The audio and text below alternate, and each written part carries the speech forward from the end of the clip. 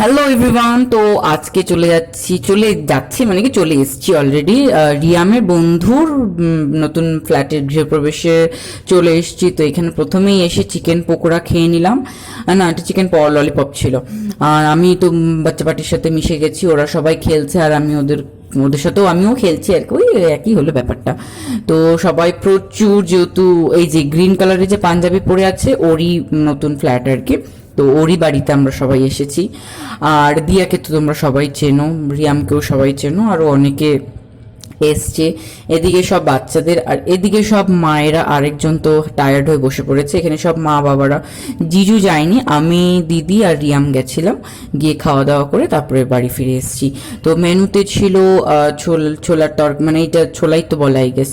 তারপরে রাধা বল্লভী ছিল, তারপরে ফিশ ফ্রাই ছিল, স্যালাড ছিল, তারপরে চিকেন ছিল, রাইস ছিল, জিরা রাইস ছিল অবশ্যই, চাটনি, পাঁপড়, মিষ্টি, সাথে করে একটা পাস। তো খাওয়া দাওয়া করে আমরা সবাই বেরিয়ে পড়ি। আর বাড়িতে এসে ড্রেস চেঞ্জ করে ফ্রেশ হয়ে বাড়িতে